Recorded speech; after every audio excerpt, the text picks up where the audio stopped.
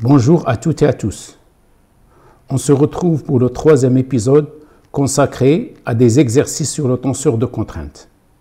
Cet épisode est dédié aux équations d'équilibre du tenseur de contrainte. Je tâcherai à vous expliquer la méthodologie à entreprendre pour résoudre les problèmes relatifs aux équations d'équilibre sous différents systèmes de coordonnées. Les coordonnées cartésiennes, cylindriques et sphériques. 6 exercices sont proposés. Avant d'entamer la série d'exercices, comme à l'accoutumée, je préfère donner quelques rappels sur les équations d'équilibre.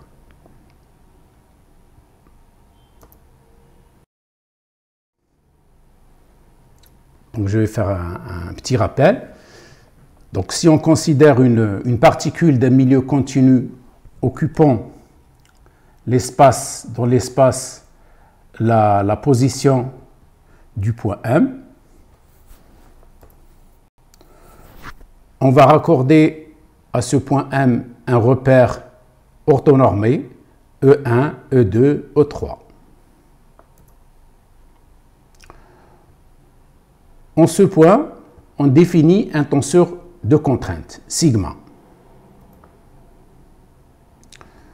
On va considérer un élément de volume de dimension infinitésimale enveloppant la particule considérée.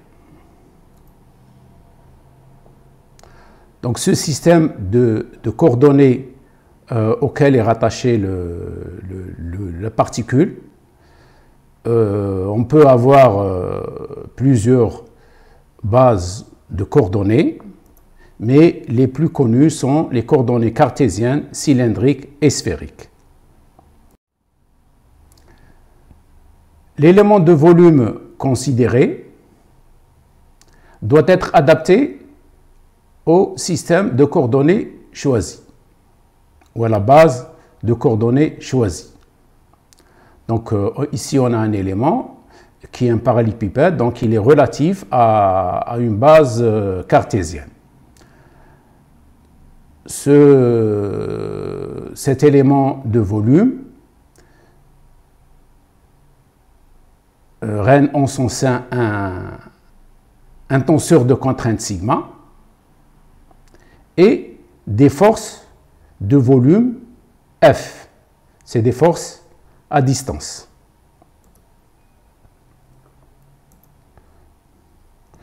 Pour réaliser l'équilibre de cet élément-là, on doit vérifier l'équation matricielle, la divergence du tenseur de sigma, plus les forces de volume égale à 0, sous forme matricielle ou sous forme indicielle, sigma ij virgule j plus fi égale à 0.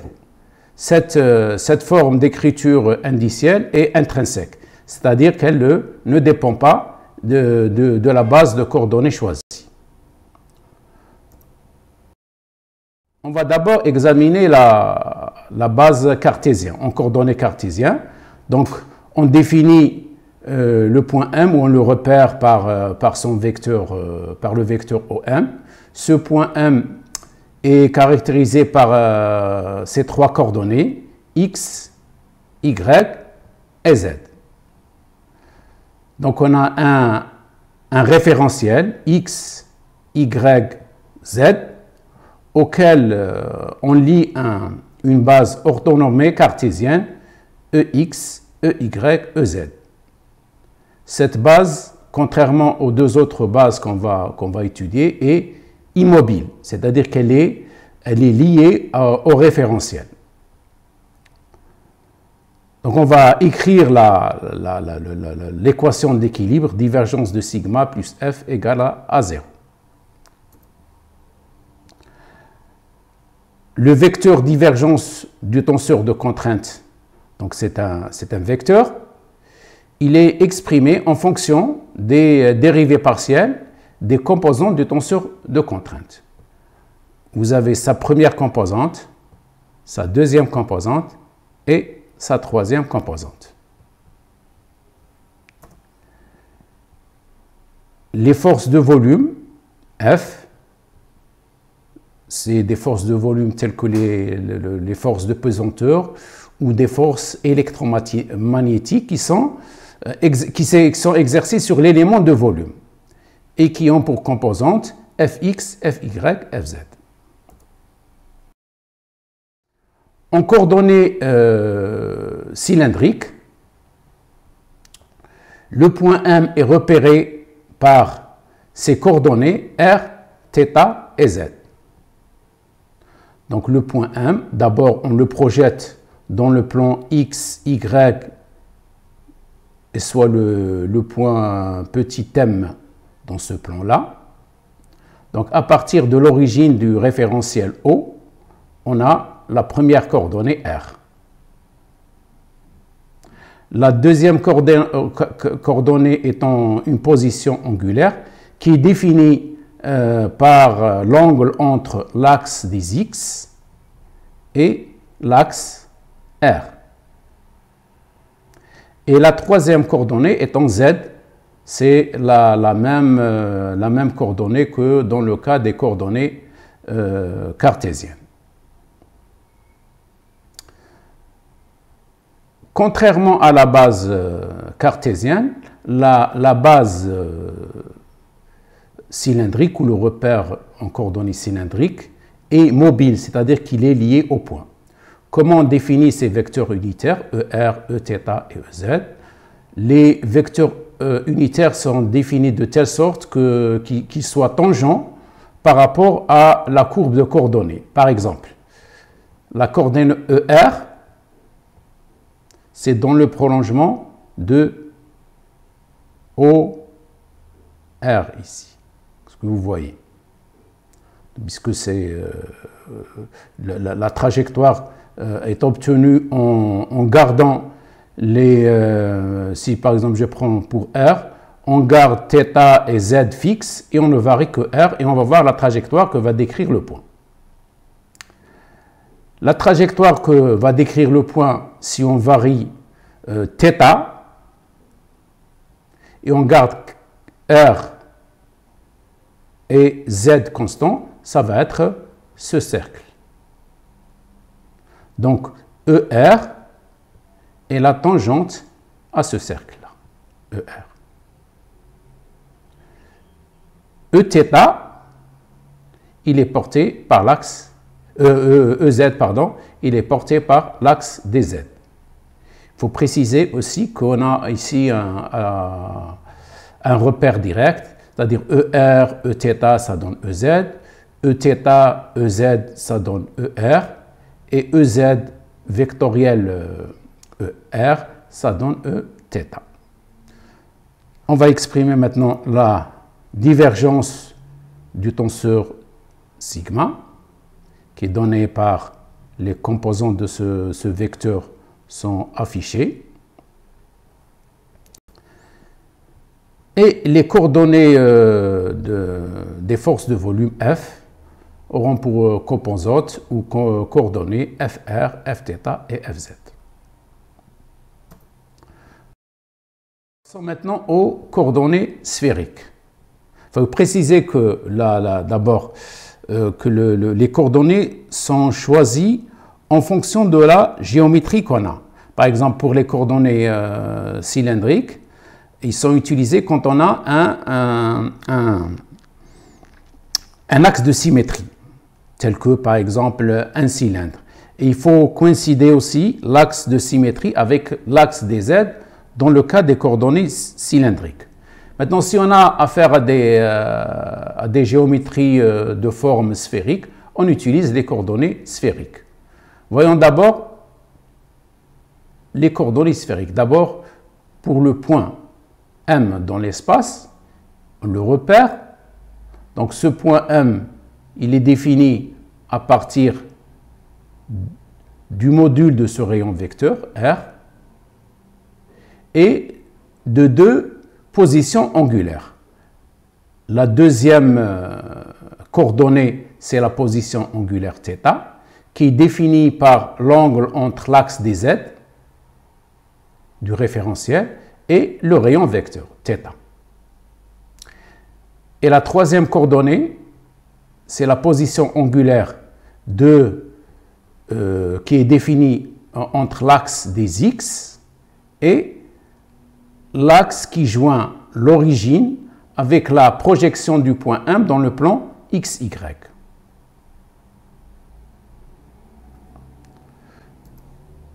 Donc, M est défini par R, θ et Z.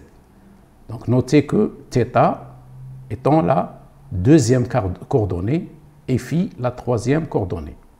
Pour ne pas confondre avec les coordonnées cylindriques. Voyons maintenant, on définit de la même façon la base. E, R, prolongement du vecteur, il est dans la direction du rayon position du point M. E, θ et E, phi. Alors, pour revenir, E, θ, il est tangent à cette trajectoire. Donc, il est tangent à cette courbe-là. E, θ.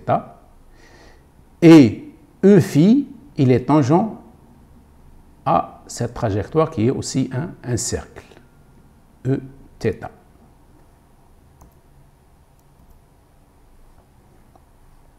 Donc, le point M est défini par R, θ et phi. Vous avez le tenseur de contrainte qui est exprimé dans la base sphérique.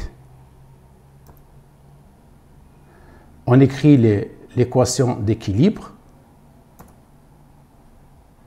avec la force de volume qui a pour composante Fr, Fθ et F phi. Et vous avez ici la divergence du tenseur sigma en coordonnées sphériques. Bon, après ce rappel-là, on va commencer la série d'exercices.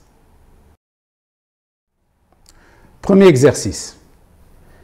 Les composants du tenseur de contrainte sigma au point M de coordonnées x, y, z, les coordonnées du point M, par rapport à une base cartésienne orthonormée de vecteurs unitaires EX, EY, EZ, sont données par cette matrice. Donc, c'est une distribution du tenseur de contrainte en fonction des coordonnées du point M, x, y. Vous voyez que tout est exprimé en fonction uniquement de deux coordonnées, x et y. Par contre, la coordonnée sigma xy est inconnue et on suppose que la composante sigma xy ou yx, c'est une fonction de x et de y. Les forces de volume sont négligées. On suppose que les composantes sigma x, y et yx, compte tenu de la symétrie, ne dépendent que des coordonnées x et y, telles que sigma xy égale à sigma yx est égal à f de xy. Première question. Donnez la forme de la fonction f de xy qui permettent de vérifier les équations d'équilibre. On demande de donner la forme de cette fonction scalaire qui ne dépend que de x et de y. Deuxièmement, déterminer complètement sigma x, y, sachant que le vecteur contrainte, t au point M relativement à une normale n, agissant sur le plan x égale à 2, est donné par l'expression le vecteur contrainte t au point M relativement à ce plan de normale n est égal à 2 plus yex, suivant ex, et plus 7 moins y, ey. Bon, comme d'habitude, je vous propose d'abord, pour chaque exercice, d'essayer de le faire, de faire une pause de la vidéo, ensuite de reprendre la vidéo pour voir la résolution.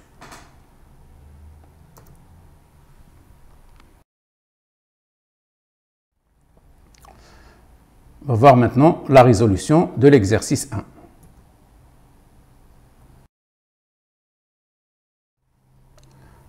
Commence par la première question, c'est-à-dire pour déterminer la forme de la fonction f de x, y qui permettent de vérifier les équations d'équilibre. Donc on a le tenseur contrainte où l'inconnu, c'est cette fonction.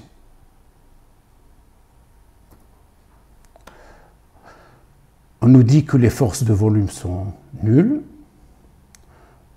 Donc, F plus divergence de sigma égale à 0. Donc, cette équation vectorielle se réduit à divergence de sigma égale à 0. Et on écrit les composants du vecteur divergence de sigma. Sachant qu'on a des composantes qui sont nulles. Donc vous avez dans ce tenseur, sur cette colonne, on la dérive par rapport à x, pardon, cette colonne par rapport à y et cette colonne par rapport à z. Donc sigma xy, on le dérive par rapport à x.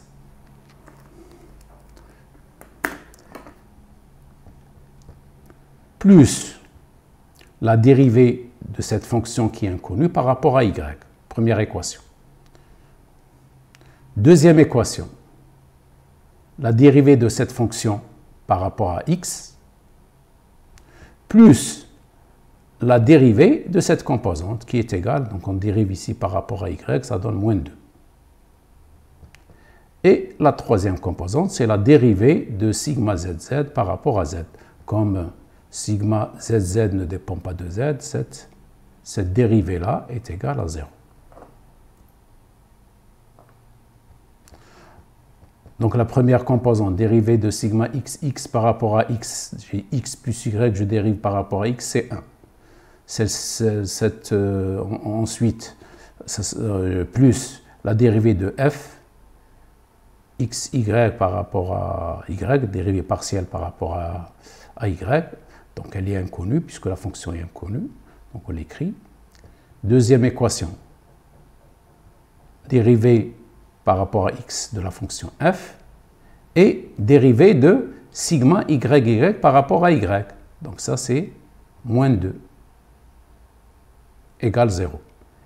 Et troisième équation, ça donne 0 égale à 0.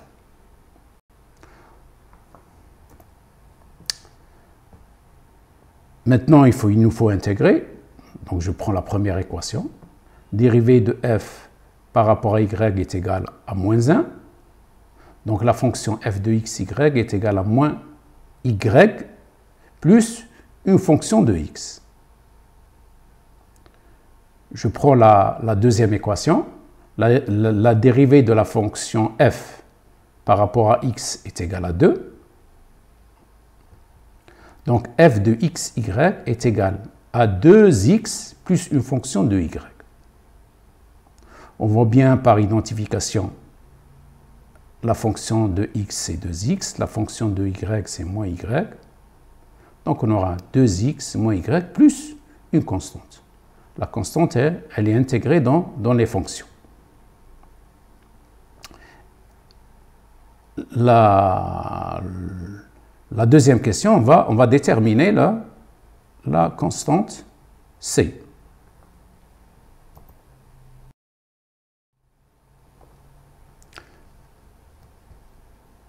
On demande de déterminer la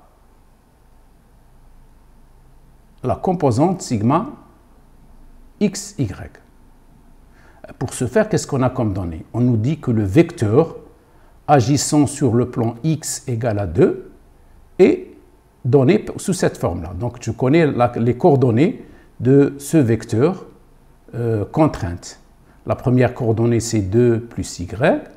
la deuxième coordonnée 7 moins y, et la troisième coordonnée est égale à 0. Donc si je connais le plan, je peux déterminer sa normale. Le plan x égale à 2. Donc le plan x égale à 2 a pour équation x moins 2 égale à 0. Comment on va calculer la normale? Donc il suffit de calculer le gradient de cette fonction scalaire. Donc gradient de cette fonction phi par rapport à x, c'est 1. Et elle ne dépend ni de y ni de z. Donc c'est 0, 0. Comme ce vecteur normal, c'est le vecteur gradient que divise la norme de ce vecteur. Comme il n'y a que 1, donc ça sera 1 que multiplie comme scalaire 1 sur 1. Donc on aura uniquement ces coordonnées et c'est un vecteur unitaire.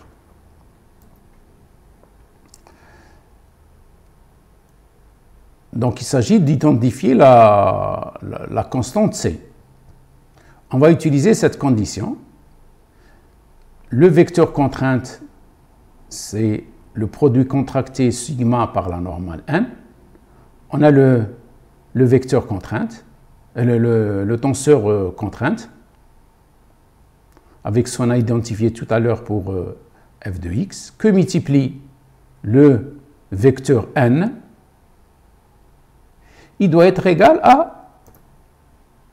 aux composantes qui m'ont donné dans l'énoncé.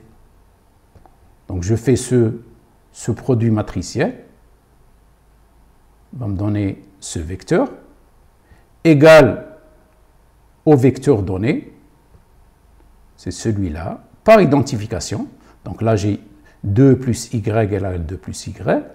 Ensuite j'ai 4 moins y plus c est égal à 7 moins y.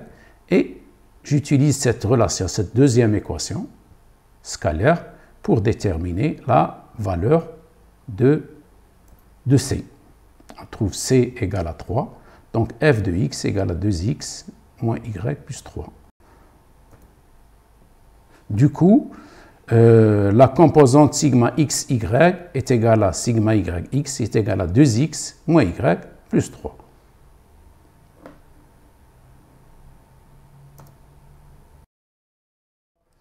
Donc le tenseur de contrainte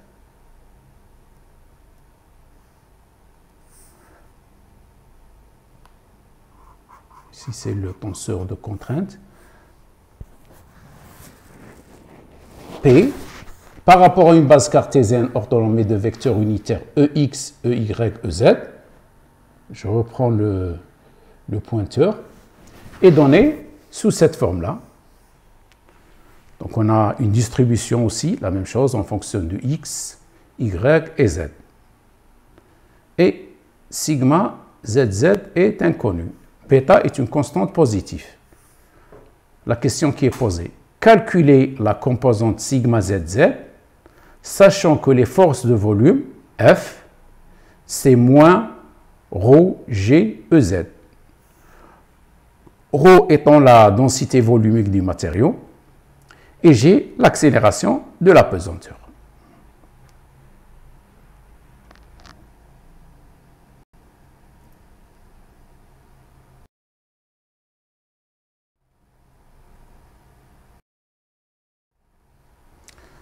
Voyons maintenant la résolution de cet exercice.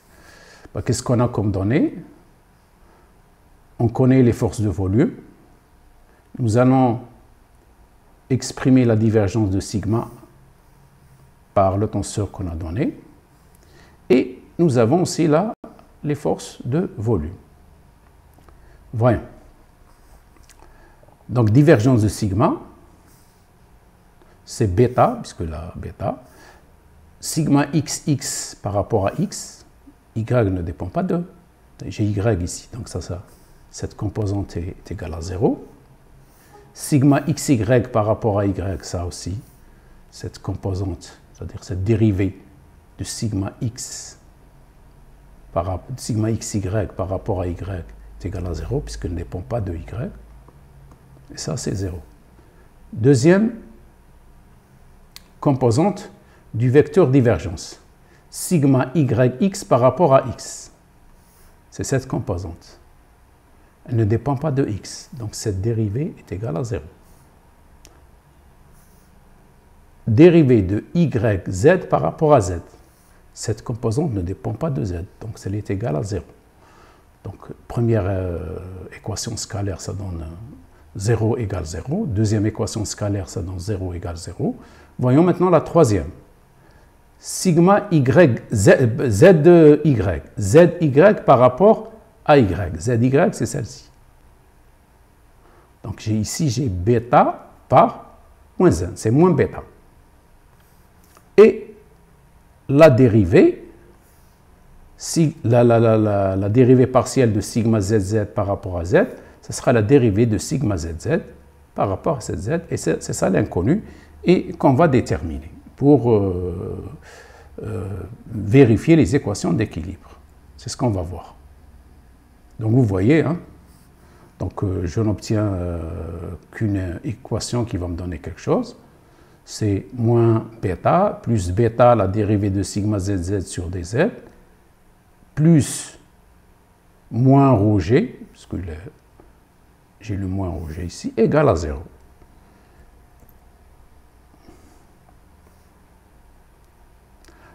Ben, si on divise par bêta, on aura la dérivée partielle de sigma zz par rapport à dz est égale à rho g sur bêta, plus 1. Donc on va intégrer. Donc sigma zz, ce sera rho g sur bêta plus 1 que multiplie z, plus une fonction qui ne dépend que de x et de y. De toute façon, ça, c'est l'exercice 2 en principe. Hein. C'est la solution de l'exercice 2. Je vais...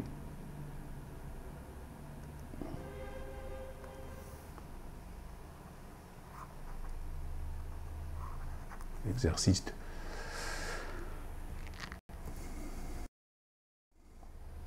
Exercice 3. En absence des forces de volume, le tenseur de contrainte sigma par rapport à une base cartésienne orthonormée de vecteurs EX, EY, EZ est donné par le tenseur qui est affiché. Pardon, on va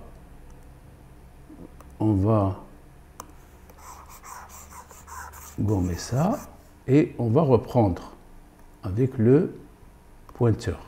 Donc on a le tenseur, ce tenseur, sigma. A, B et C sont des constantes positives. La composante sigma zz, celle-là, est égale à la somme de sigma xx et de sigma yy sur 2.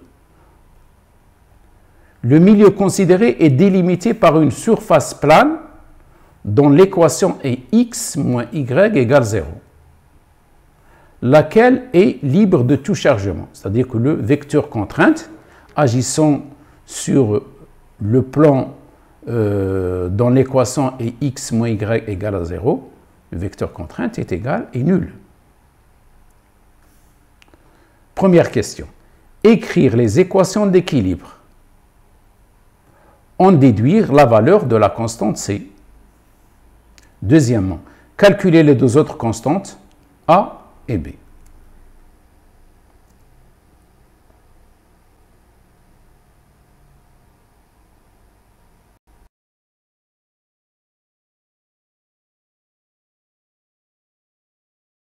On va voir la résolution. On commence par la détermination de la constante C. Qu'est-ce qu'on a comme données? On nous donne le tenseur de contrainte. On nous dit que les forces de volume sont nulles. Donc, l'équation d'équilibre se réduit à divergence de sigma égale à 0. Et comme sigma zz est égal à la somme de sigma xx et sigma y sur 2, on va réécrire ce tenseur de contrainte en exprimant sigma zz en fonction de sigma xx, sigma yy. Donc on aura cette composante-là.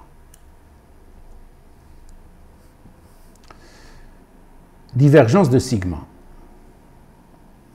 On va calculer. Là, vous avez les coordonnées de ce vecteur divergence de sigma. Commence par la première coordonnée. C'est la somme de la dérivée de sigma xx par rapport à x, plus la dérivée de sigma xy par rapport à y. Sigma xx par rapport à x, ça donne 0. Dérivée de sigma xy par rapport à y, c'est 0. Deuxième coordonnée, yx par rapport à x.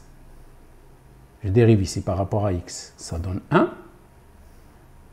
Ensuite, j'ai sigma yy dérivé par rapport à y. Je dérive ici par rapport à y, c'est plus c. Troisième coordonnée, il y a uniquement la dérivée partielle de sigma z par rapport à z. Donc sigma zz ne dépend pas de z. Donc sa dérivée est égale à 0. 0 égale à 0. De là, on peut tirer la valeur de c de la deuxième équation scalaire.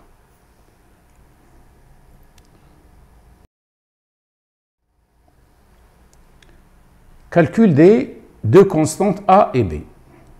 Donc je laisse toujours d'abord les données. Qu'est-ce qu'on a comme données? La normale n au plan qui est définie par cette fonction x moins y égale à 0. A pour équation, phi x moins y égale 0. C'est tout ce qu'on connaît. Voilà. Et on exprime le tenseur de contrainte. La même chose, on détermine la normale à ce plan-là. Donc le gradient, d'abord on détermine le gradient.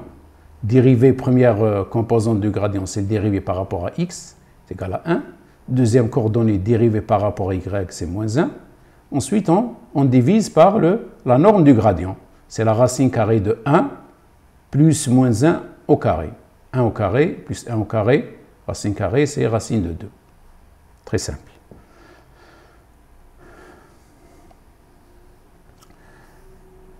X moins y égale 0, ça veut dire que y est égal à x. Je sais que y est égal à x pour ce plan.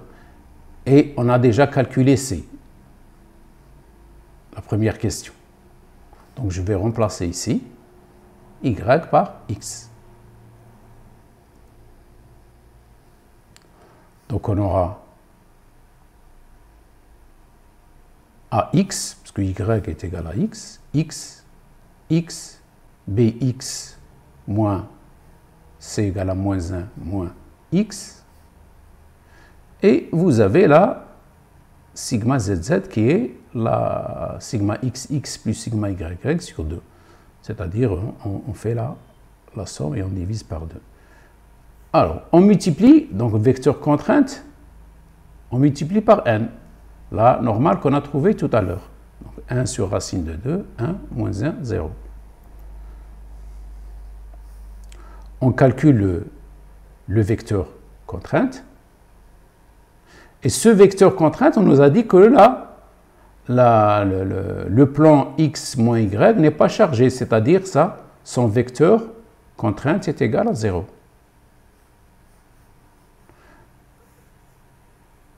Ce que vous voyez ici, c'est ce produit matriciel.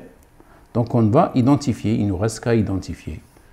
Donc je trouve a moins 1 égale 0, c'est-à-dire a égale à 1. 1 moins b plus 1 égale à 0, c'est-à-dire a, b est égal à 2. Donc j'ai retrouvé a et b.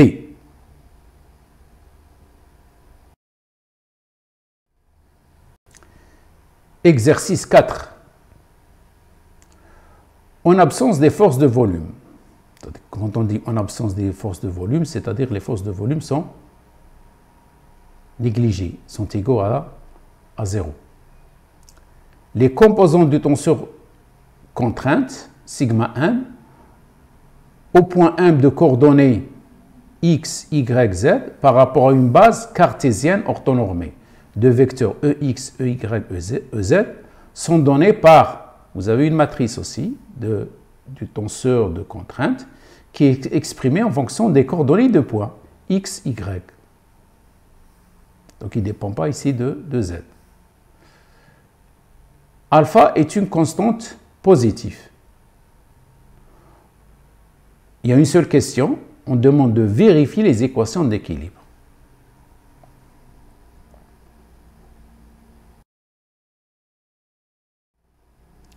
On va voir la résolution.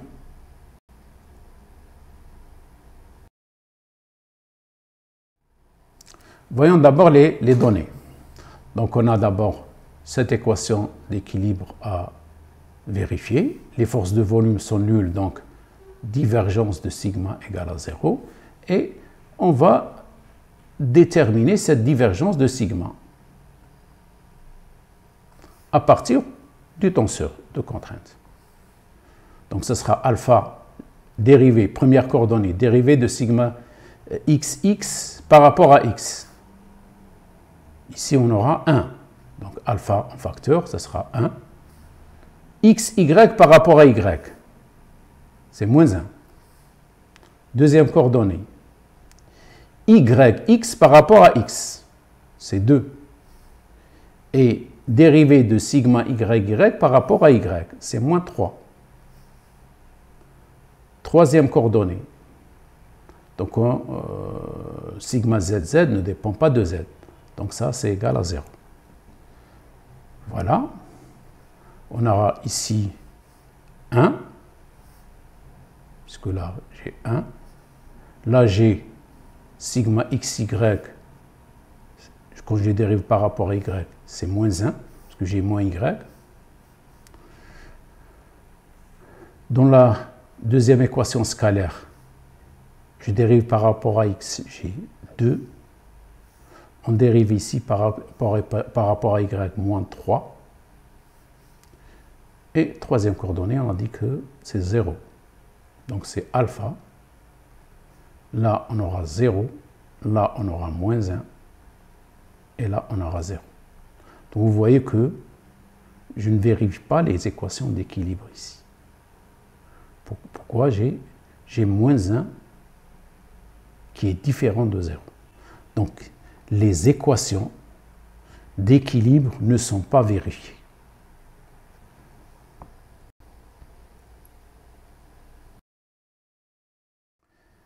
Cinquième exercice.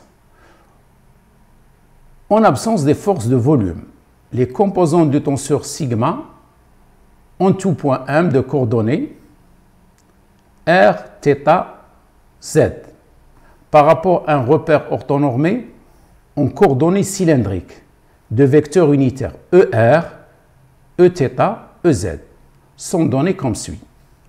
On donne la forme du tenseur contrainte et on exprime les composantes sigma RR, sigma θ, θ, sigma ZZ et sigma RZ ou ZR.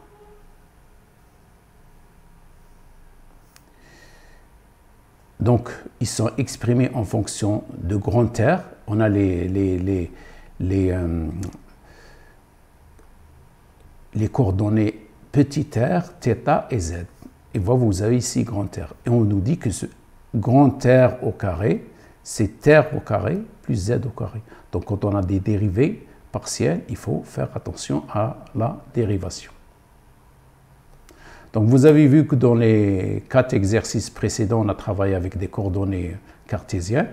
Donc, cet exercice, on va voir les coordonnées cylindriques. Donc, la question qui est posée, vérifier la troisième équation d'équilibre. On demande uniquement de vérifier la troisième équation d'équilibre. Quoique je vais en parler, et je vais vous demander de vérifier donc, Donc après, la première équation d'équilibre. D'accord? Parce que les calculs, ça prend un peu de temps. Donc c'est juste pour vous montrer la méthodologie à entreprendre pour résoudre ce genre de problème.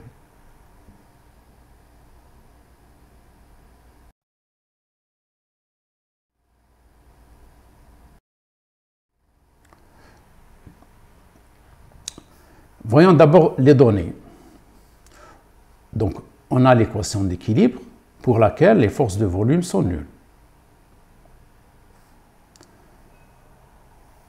On retire des équations établies précédemment, la divergence de sigma, et on connaît le tenseur sigma, qui est donné par cette matrice-là. On voit déjà dès le départ qu'on a des composantes qui sont nulles. On a des composantes qui sont nulles. Vous avez R θ, ça c'est égal à 0. Qu'est-ce qu'on a? On a RZ ici n'est pas nul. R θ est égal à 0. Oui. Sigma θ n'est pas nul. θz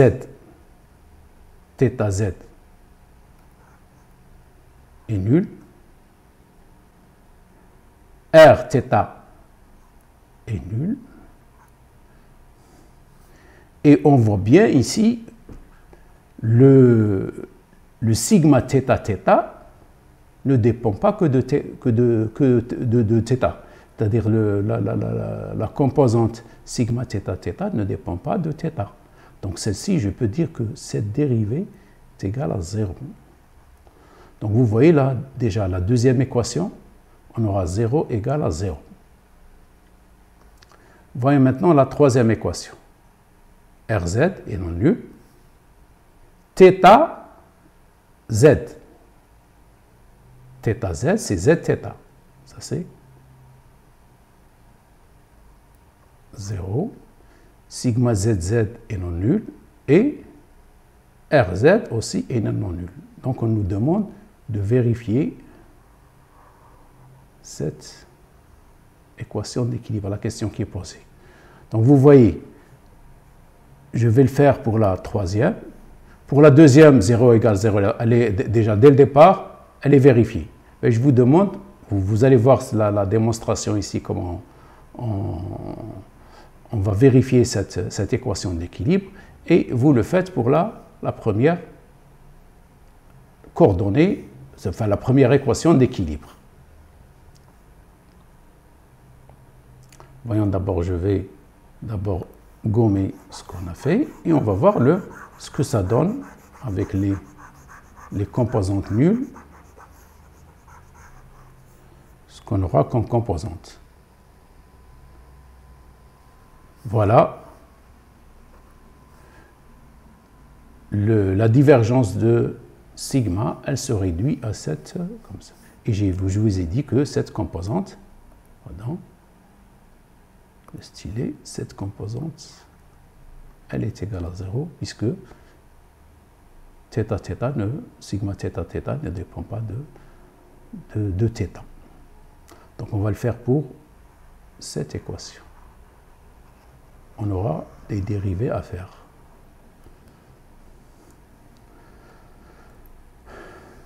Donc suivons EZ, c'est-à-dire la troisième coordonnée, la dérivée partielle de sigma Rz par rapport à R, plus la dérivée partielle de sigma Zz par rapport à Z, plus la sigma Rz sur R, on va vérifier si c'est égal à 0 ou pas. Si c'est égal à 0, on dit que cette équation est vérifiée pour l'équilibre. Quoique pour qu'il y ait tout l'équilibre, il faut que les trois composantes soient égales à 0. Et c'est ce qu'on va voir maintenant. Donc comme on a comme ils sont exprimés, les composants sont exprimés en fonction de grand R. Donc j'ai grand R au carré est égal à petit r au carré plus z au carré.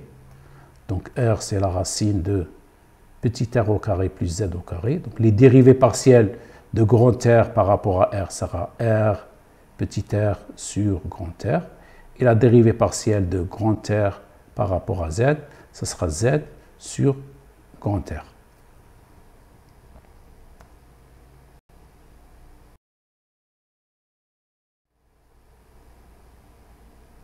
Ben, on connaît déjà, je reprends mon pointeur, on connaît la composante sigma Rz, donc il suffit de dériver par rapport à dr. Ici, on aura des fractions, d'accord? Donc, R, petit r est variable, grand R est variable. Donc, vous avez la dérivée de cette fraction à déterminer. La même chose, R, petit r est variable, Z est variable et vous avez ici grand R aussi est variable. Alors, je vous rappelle en mathématiques, si on a une fraction dérivée de U sur V, ce sera U'V moins UV' sur V au carré. Donc, on va décomposer la dérivée sigma Rz par rapport à R. On va la décomposer. Donc, la dérivée d'abord de R sur petit r sur grand R à la puissance 3. Et on applique la règle de dérivation. Voilà. On a fait. Ensuite, on dérive pour la deuxième fraction, une fonction qui se présente sous forme d'une fraction. On va la calculer.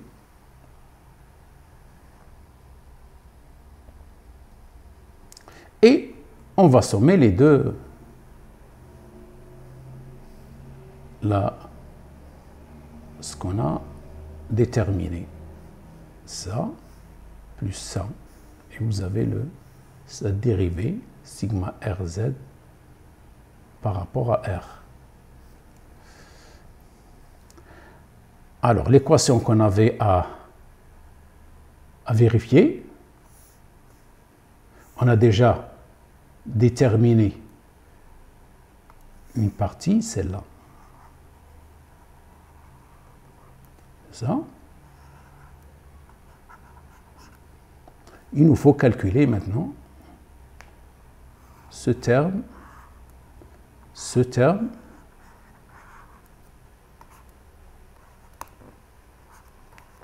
sommer les trois termes et pour voir si c'est égal à 0 ou pas. Donc je vais passer à la diapositive suivante pour déterminer la dérivée de sigma zz par rapport à z.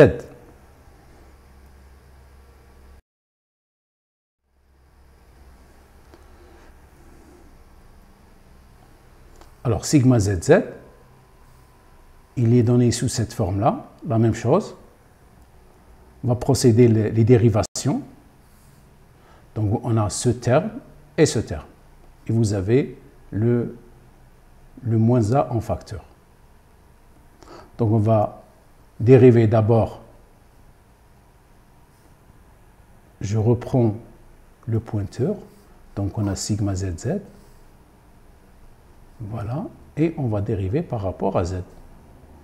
Donc le première fraction et deuxième fraction. Et on applique là la règle de dérivation.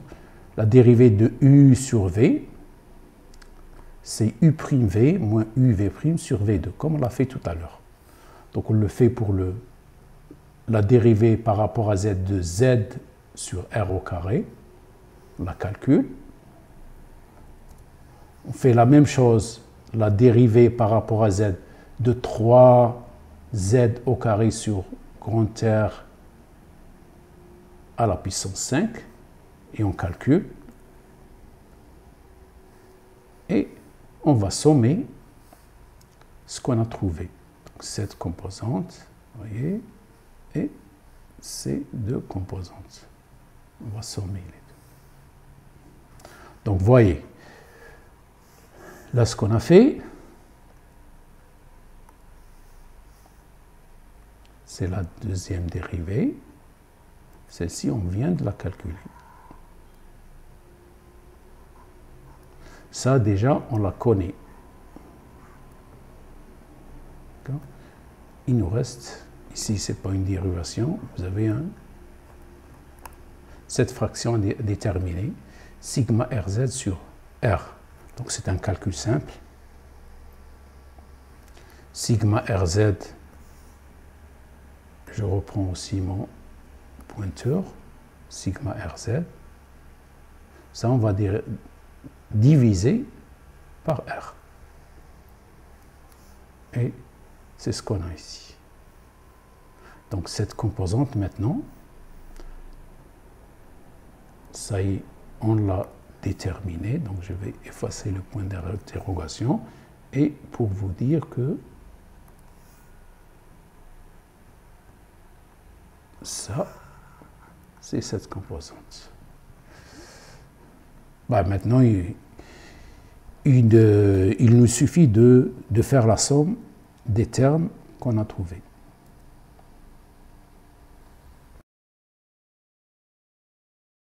C'est ce que vous voyez affiché ici. Donc les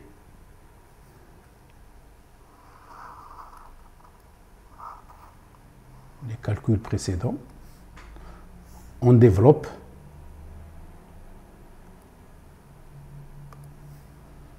Vous voyez? Il y a certains termes qu'on peut ajouter ou soustraire. Je l'ai mis avec une couleur pour différencier. Donc ce terme-là, on a ce terme, ces trois termes qu'on peut additionner. Ces deux termes. Ici j'ai trois termes. Ici j'ai deux termes. Donc on fait l'opération, par exemple, 1 sur R3, 1 sur R3, ce sera 3 sur R3. D'accord?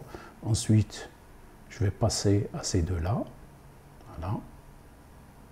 Ensuite, à ces trois composantes. Oui. Ensuite, il me reste ces deux termes.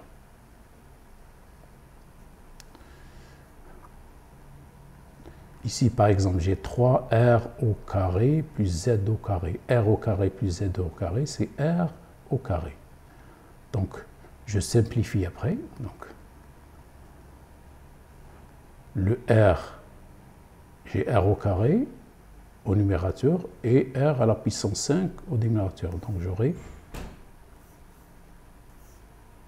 3 sur R à la puissance 3. 3 sur R à la puissance 3 moins 3 à la puissance 3, ça donne 0. Là, j'ai 15Z au carré sur R au carré. Et là, j'ai moins 15Z au carré, R au carré. On simplifie. Donc, R au carré, j'aurai R à la puissance 5. Et vous voyez que ça donne 0. Donc, en conclusion, on peut dire que la troisième équation d'équilibre suivant EZ est vérifiée. Je vous demande de le faire pour la première équation.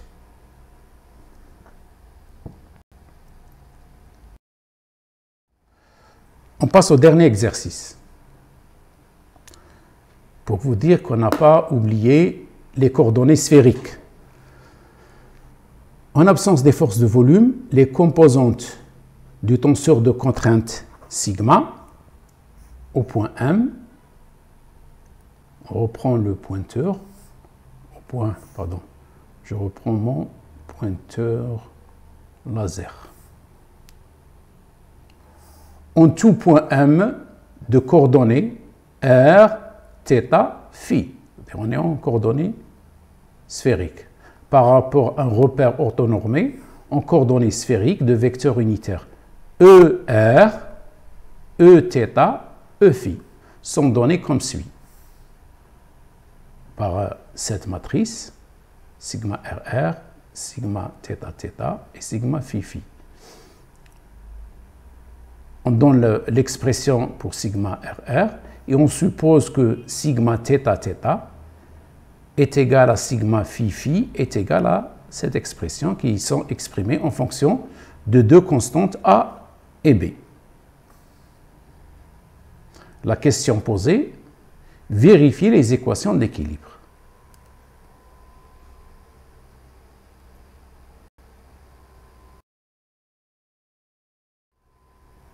On va voir maintenant la résolution.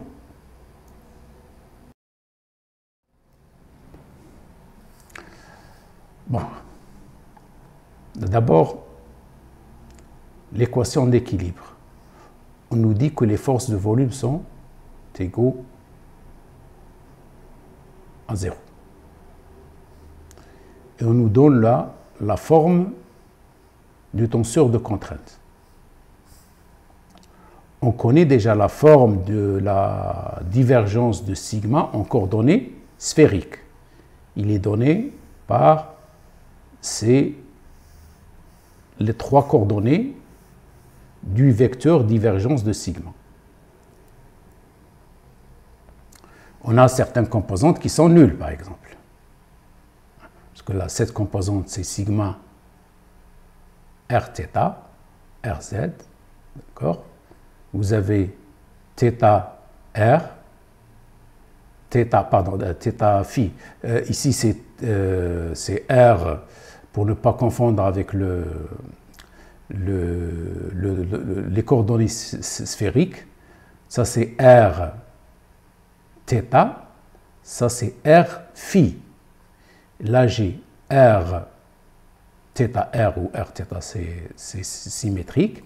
Et là, on a θ phi, cette composante. Cette composante, c'est phi R. Cette composante, c'est phi θ. Donc, on a certaines composantes qui sont nulles. Donc, on peut procéder à une simplification de ces... On va voir d'abord les composantes qui sont nulles. Ça simplifie. Donc, la divergence,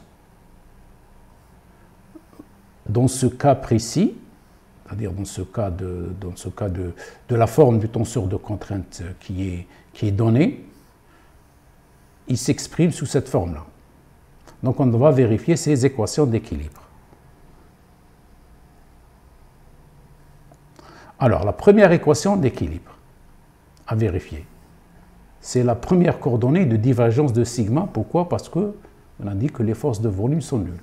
Cette composante, ou cette coordonnée de la divergence de sigma. 1 sur R au carré, dérivée partielle de R au carré, sigma RR, moins sigma θ plus sigma phi sur R. On va chercher si c'est 0 ou pas. Donc il nous faut calculer procéder à des dérivations. Voilà ce que j'ai mis comme donnée. Ça veut dire que là, c'est une donnée qu'on a de l'énoncé. On nous a donné sigma RR. On nous a donné sigma θ égale à sigma phi. Ça, c'est donné. On nous a donné le tenseur de contrainte. On doit vérifier cette première équation d'équilibre.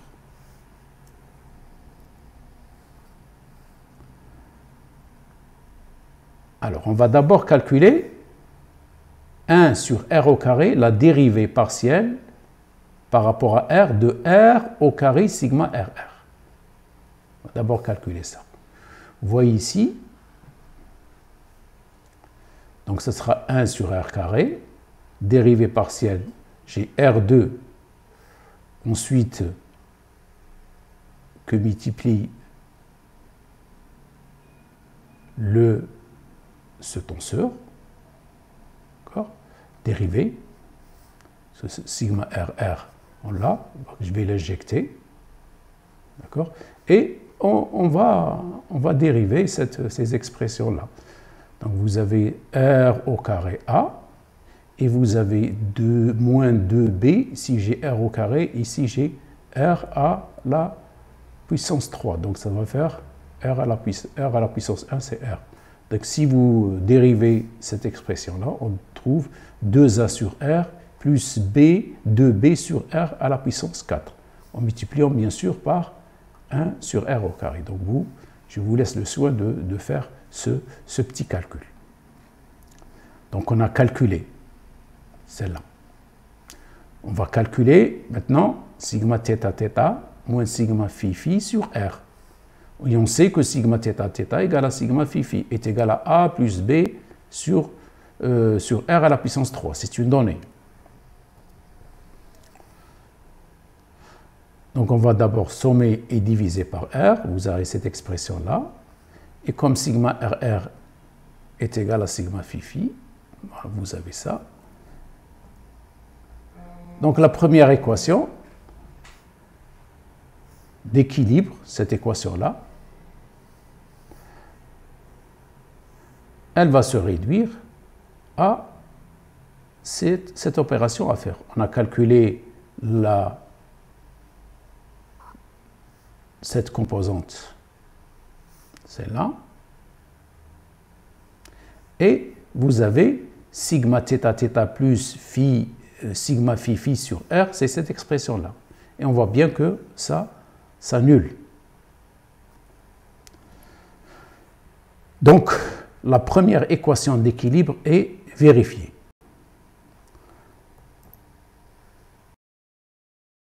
On va passer à la seconde équation d'équilibre. Cette équation, on va voir si c'est nul ou pas. Donc, on met toujours le tenseur de contrainte. Je sais comme donnée, j'ai sigma θ égale à sigma phi. Calculons d'abord cette expression-là. Faire attention ici. C'est dérivé par rapport à θ de sigma θ sinus θ. Donc d'abord j'ai 1 sur r sinus θ, facteur. Donc c'est sigma θ que multiplie la dérivée de sinus θ. Or la dérivée de sinus θ, c'est cosinus θ. Je sais, c'est pas comme on a vu de l'expérience précédent. Ici j'ai sigma θ par sinus phi. On sait que sigma θ ne dépend pas de θ. Donc sa dérivée est nulle. Donc on a uniquement la composante dans cette dérivée de sigma θ par la dérivée de sinus θ par rapport à θ. Donc 1 sur r sinus θ, sigma θ cosinus phi. Je cosinus θ sur sinus θ, ça donne cotangent θ.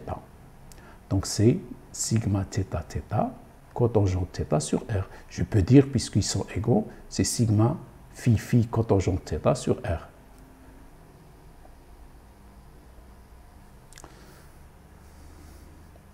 Donc, cette composante, c'est celle-là. Moi, je vais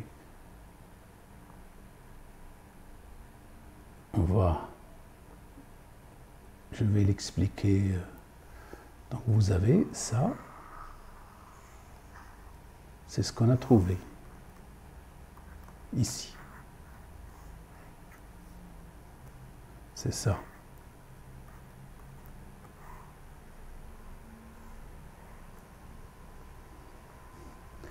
Et ce terme-là, avec le signe moins, c'est voilà. Et vous voyez, ça s'annule.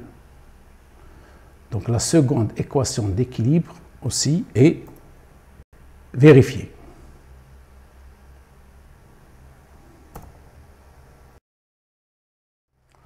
On passe à la troisième équation d'équilibre. Troisième équation d'équilibre, c'est 1 sur r sinus θ, dérive partielle de sigma phi par rapport à phi. sigma phi ne dépend pas de phi. Or, cette dérivée est égale à 0. Donc, systématiquement, la troisième équation est vérifiée.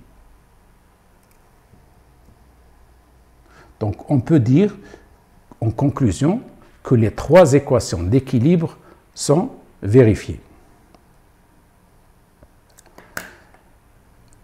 On arrive au terme de cette séance vidéo consacrée aux équations d'équilibre. On a vu ces équations d'équilibre dans les trois systèmes de coordonnées, cylindriques, sphériques et cartésiennes.